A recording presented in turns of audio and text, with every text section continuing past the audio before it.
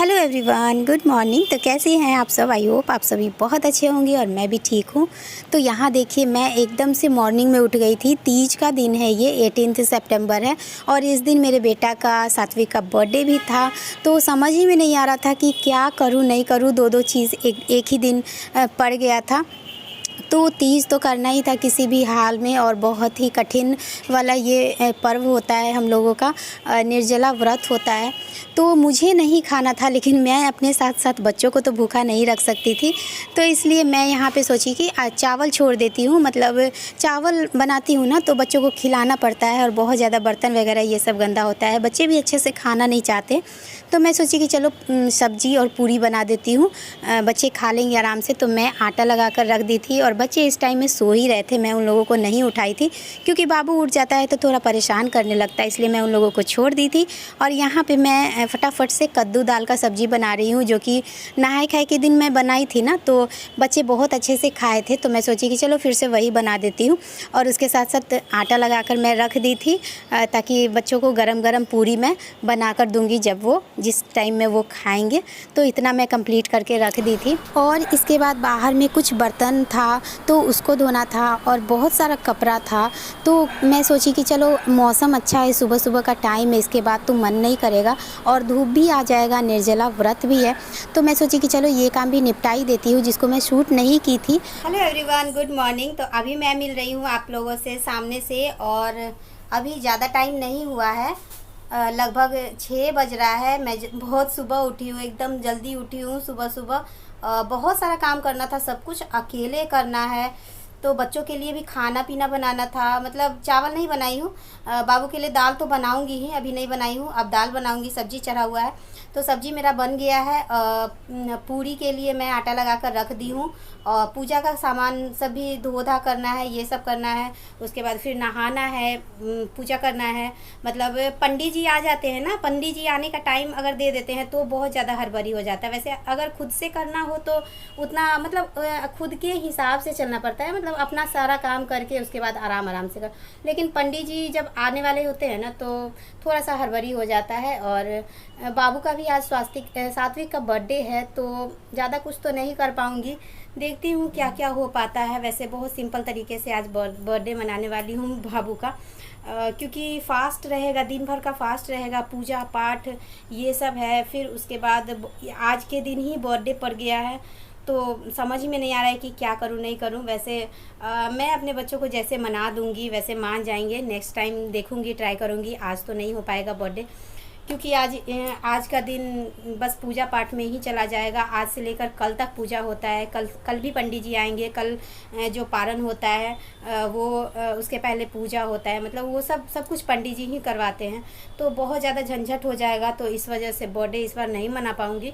तो शाम में ले जाकर कुछ खिलाना पिलाना, बाहर में जो भी होगा वो सब कर दूँगी।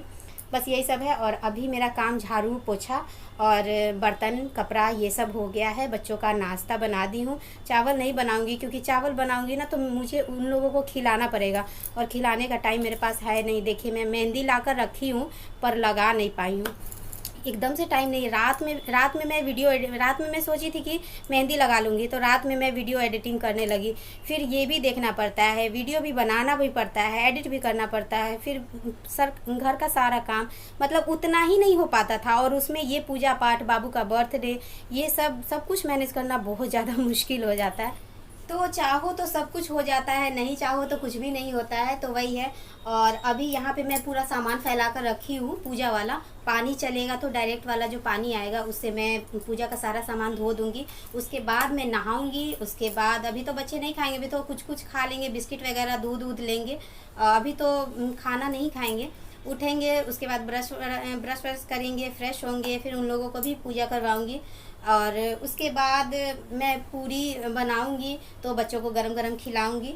तो फ़िलहाल अभी मैं जा रही हूँ दाल चढ़ाने के लिए, और अभी मैं आपको दिखाती हूँ सारा सामान। और ब्लॉग में बने रहिएगा, पूरा ब्लॉग देखिएगा, पूरा कंटिन्यू कीजिएगा, क्योंकि ब्लॉग बहुत इंटरेस्टिंग होने वाला है। आज मैं पूरा वीडियो शेयर करूँगी, जो भी तीज कैसे होता है, क्या होता है, ये सब कुछ मैं कोशिश करूँगी दिखाने का। बाबू को बोलूँगी कि वीडियो ले ले, क्योंकि मैं पूजा पर बैठी रहूँगी तो मैं तो खुद से वीडियो नहीं ले होता है, मतलब खुद में हो जाता है, अकेले में हो जाता है, बच्चों के सामने हो जाता है, लेकिन पंडित जी बैठे रहेंगे तो मैं खुद से नहीं ले पाऊंगी। देखती हूँ कि बच्चे कैसे ले पाते हैं, नहीं ले पाते हैं, तो मैं कोशिश करूँगी कि अच्छे से वो लोग ले और मैं सब कुछ आप लोगों को दिखा सकूँ।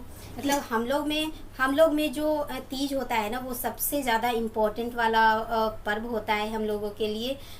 मतलब सुहागिनों के लिए, जो सुहागिन महिलाएं रहती हैं उनके लिए ये पर्व बहुत ज़्यादा इम्पोर्टेंट होता है। जैसे कि बोलते हैं, मम्मी लोग बोलती है कि अगर हम लोगों के कास्ट में अगर 12 साल 11 साल की अगर लड़की का भी ये शादी हो जाए ना, तो ये वाला पर्व निर्जला व्रत होता है, जो कि मैं सुबह में भी कुछ भी नहीं खाई हूँ, नींद बिल्कुल भी नहीं खुला है। देर रात तक मैं वीडियो एडिट कर रही थी और सुबह में मैं उठ नहीं पाई हूँ, तो मैं सुबह में भी कुछ भी नहीं खाई हूँ। और आज मौसम ठीक लग रहा है, उतना गर्मी नहीं है, अच्छा मौसम है। तो निर्जला व्रत होता है ये और बहुत कठिन होता है। कल जाकर जब पंडित जी आएंगे, पूजा करवाएंगे, उसके बाद मतलब जो भी होगा मैं आप लोगों के साथ शेयर करने की कोशिश करूँगी। और उसके बाद फिर पारण होता है। तो चलिए मिलती हूँ थोड़ी देर के बाद। और यहाँ देखिए, यहाँ पूजा का है, मतलब ये जो होता है ना, ये पंडित जी को दान हो जाएगा। और ये फल सब है, अभी इसको धो ही नहीं हूँ। और यहाँ देखिए, यहाँ मैं 5 बोली थी हस्बैंड को, 5 ही लिया जाता है। ये वाला जो होता है ना, ये 5 ही लिया जाता है, इसमें दही रखाएगा। लेकिन हस्बैंड 10 ले लिए हैं, मतलब एक बार ले लिए थे, दोबारा वो भूल गए थे कि लिए हैं कि नहीं लिए हैं, झोला में नीचे चला गया था, तो फिर से 5 ले लिए, 10 हो गया। और यहाँ पे फ्रूट सब है, फल सब है, मतलब कम से कम 5 फल तो होना ही चाहिए। जो ये जो डलिया होता है, इसमें कम से कम 5 फल होना चाहिए। तो एक खीरा हो गया, एक एप्पल हो गया, नाशपाती हो गया, बाल हो गया, केला हो गया। वैसे तो बहुत चीज़ होता है, आम मिल रहा था ना, ये क्या बोलते हैं, अमरूद मिल रहा था, बहुत चीज़ मिल रहा था। लेकिन मैं हस्बैंड को बोली कि रहने दीजिए, और डलिया भी पूरा फुल हो जाता है ना, भर जाता है तो वो गिरने लगता है, इसलिए मैं बोली चलो 5 हो गया कम से कम, ठीक है। वैसे जितना ज़्यादा से ज़्यादा फल अगर इसमें आप डाल सको तो उतना अच्छा लगता है, देखने से अच्छा लगता है। और ये है पंडित जी का जो पूजा होने के बाद जो पंडित जी ले जाएंगे, पार्वती जी का जो भी सुहाग का जो भी चीज़ होता है, जितना ज़्यादा से ज़्यादा आप इसमें डाल सको, सुहाग का सामान, बिंदी, लहठी, आलता, मेहंदी, सिंदूर, कंघी, मतलब जो भी होता है। यहाँ देखिए फेयर एंड लवली भी दिया है, ब्लाउज़ का पीस, साड़ी, ये सब जितना ज़्यादा से ज़्यादा आप डाल सको उतना ज़्यादा अच्छा होता है। और यहाँ पे हस्बैंड ला कर रखे हैं, फूल माला है इसमें, ये जो पूजा का सामान होता है ये सब है। अभी मुझे ये सब कुछ धो धा करना है, बहुत ज़्यादा काम है, तो चलिए ज़्यादा बात नहीं करूँगी। तो यहाँ पे मेरा सारा काम कंप्लीट हो गया था लगभग 9 बजे तक। 9 बजे का पंडित जी टाइम दिए थे कि 9 बजे हम आ जाएंगे पूजा करवाने के लिए, लेकिन पंडित जी बहुत लेट से आए थे, लगभग 3 बजे आए थे। तो यहाँ पे मैं 9 बजे तक पूरा काम कंप्लीट करके और रेडी हो गई थी, कपड़ा उपड़ा सब कुछ पहन ली थी। और ये मोटरी आया है मेरे मैके से, मेरा भाई लेकर उसी वक्त आया था, जो कि प्रसाद जो चढ़ता है, जैसे प्रक्रिया, खजूर, पूरी वगैरह, ये सब जो चढ़ता है भगवान जी को, तो ये सब बनाने का व्यवस्था मेरे पास था नहीं, चूल्हा भी अच्छा नहीं था, बर्तन भी अच्छा नहीं था, तो ये सब मेरी मम्मी बनाकर भेज दी थी मेरे मैके से। और ये कुछ श्रृंगार का सामान है जो कि मेरी मम्मी भिजवाई है, लहठी, बिंदी, सिंदूर, ये सब। और साड़ी जो था, मतलब वो कुछ दिन पहले ही मेरी मम्मी भिजवा दी थी, जो मैं तीज के दिन साड़ी पहनी थी वो मेरी मम्मी भिजवाई थी।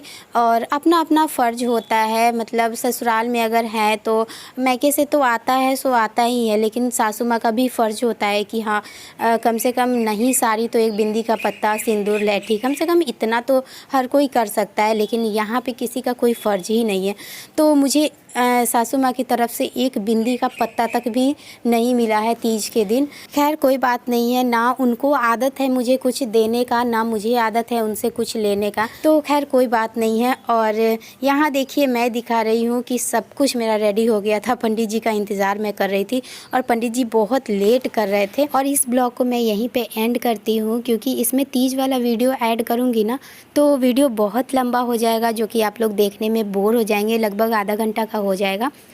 तो इसके लिए मैं नेक्स्ट ब्लॉग बनाई हूँ, जो कि इसके बाद तुरंत ही मैं अपलोड करूँगी, तो प्लीज़ देखना मत भूलिएगा। और वीडियो पसंद आया होगा तो लाइक, शेयर और सब्सक्राइब ज़रूर कर दीजिएगा। फिर मिलती हूँ नेक्स्ट ब्लॉग में, तब तक के लिए बाय बाय।